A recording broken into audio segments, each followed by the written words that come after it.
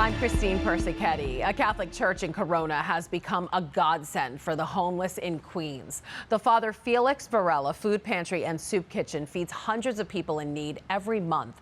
And as Katie Vasquez tells us, they now have the support of a major organization thanks to some Currents News reporting.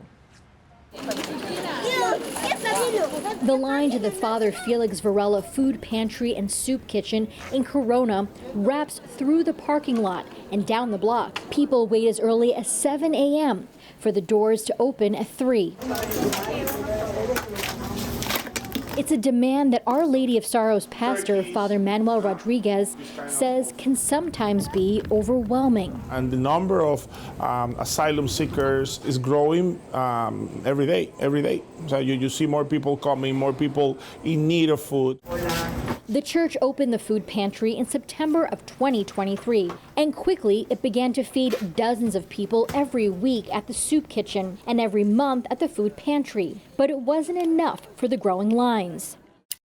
A new center named after the Cuban priest was... Luckily, this report on Currents News caught the eye of Sister Caroline Tweedy. Hola. At St. John's Bread and Life. We were watching Currents News one night and we saw this piece that Currents did on, Our Lady of Sorrows, and the fact that they were really reaching out into the community to serve the newly arrived. And we said, this is what we do every day. How can we partner with them? Bread and Life started supplying more food to the Queen's Pantry, giving enough to feed 300 more people, and enabling the pantry to open their doors for a second day every month. To me, it was a sign from God. They became aware about the goodness, of this initiative, actually through our wonderful media connection with Currents and the sales. No, you guys, that's what you're here for. You're doing a great job. Sister Caroline and Father Rodriguez both believe the pantry can have a larger effect on the Corona community. Our hope is that we can continue to make that grow so that there's less of a reliance on the parish community itself, and the parish then can take their resources and grow the parish. It helps everyone because when people are hungry in a community, bad things happen. And they will keep helping those in need one bag at a time. In Corona, Katie Vasquez, Currents News. For more information on how to help or donate to the Father Varela Food Pantry at Our Lady of Sorrows, just go to olschurch-corona.org. Turning now to the latest on the pro-life fight, former President Donald Trump posted a video online Monday taking credit for the Supreme Court decision overturning Roe v. Wade, but arguing abortions should be left up to the states. Many states will be different. Many will have a different number of weeks, or some will have more conservative than others, and that's what they will be. At the end of the day, this is all about the will of the people. Throughout his third bid for the White House, Trump has been reluctant to take a firm stance on abortion. His latest message disappointed pro-lifers. But a win for the pro-life fight in Arizona. The state's highest court is upholding a 160-year-old law that bans all abortions except in cases when it's necessary to save a pregnant person's life. The law also carries a 2 to 5 year prison sentence for abortion providers. There is a 14-day stay on the law.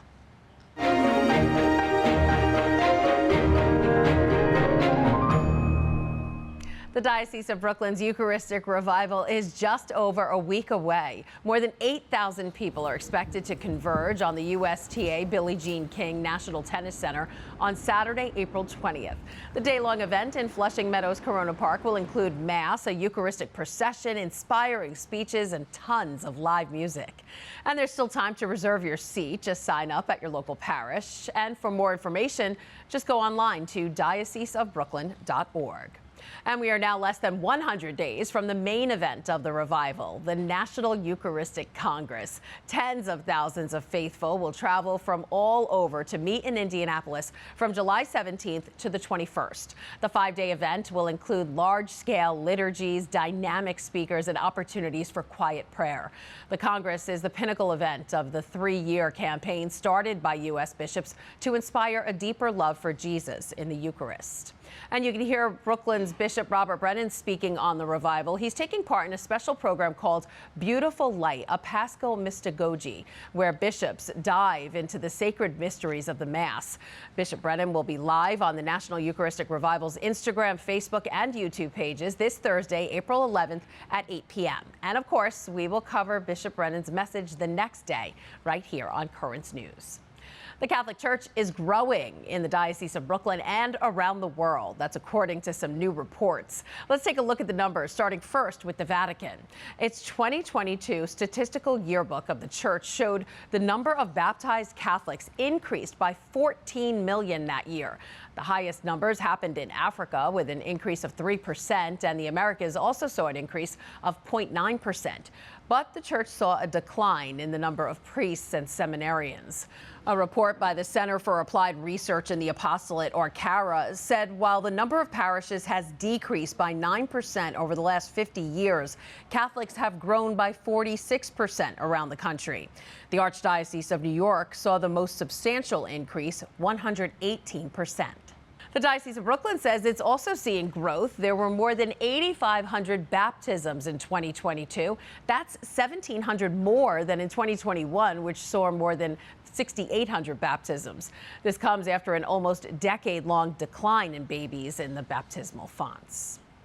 For more than 30 years, one woman has helped shape young Catholics in Marine Park. Marie Del Gazo, or as she's usually known, Miss Marie, has been the face of the main office at Good Shepherd Catholic Academy. Her place as a permanent fixture at the school memorialized with its own permanent fixture. Currents News' Katie Vasquez explains. Good Shepherd, can I help you? When you call Good Shepherd Catholic Academy, Marie Del Gazo is the voice on the other end. In 1992, she started as an administrative assistant at the Catholic school. We start our day with prayer, we end our day with prayer, and all that happens in between. It's just a big part of how I live my life as well. A job she wasn't anticipating. I wasn't looking for anything big time. All my life I worked on Wall Street. Then I started a family. And then from there I was, stay-home mom, luckily. And then it was time, midlife here, yeah, it's time to go back. Now it's been 3 decades of watching students grow up. Hi, Miss Marie.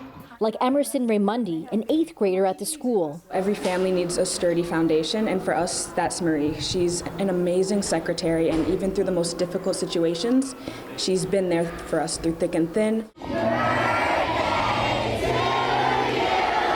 That's why the school principal decided to surprise Marie on her 75th birthday. So she had no idea what was happening, and she was completely overwhelmed.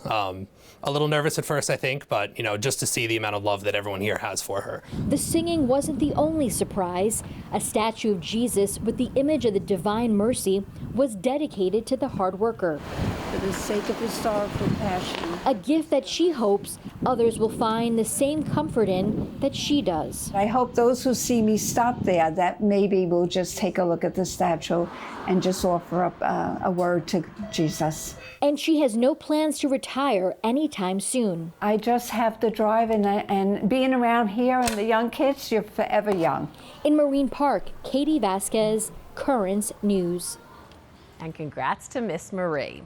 Finally tonight, we want to offer our prayers to the family of a pro-life mother we introduced to you right here on Currents News, who passed over the weekend. Jessica Hanna garnered the world's attention after the mom of 4 chose to forego cancer treatments for the sake of her unborn baby. She had been diagnosed with terminal breast cancer while she was 14 weeks pregnant. The doctor said she should have an abortion, but she instead chose to continue with her pregnancy, eventually giving birth to her youngest son, Thomas. When she spoke with Currents News, she told us about that first scan checking for cancer after her son was born. Finally, I get to scan because you can't scan while you're pregnant. And my doctors had prepared me. They were expecting that there would be cancer in all other organs of my body, or at least somewhere else in my body.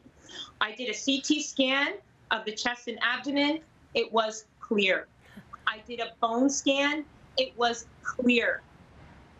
Unfortunately, less than 2 months after that interview, Jessica's cancer came back, this time stage 4. She passed away on Saturday, April 6th, surrounded by her loving family. and we will keep her family in our prayers. And that is this Currents News Update. I'm Christine Persichetti. Thank you for joining us, because we are putting your faith in the news. Hope to see you again next time.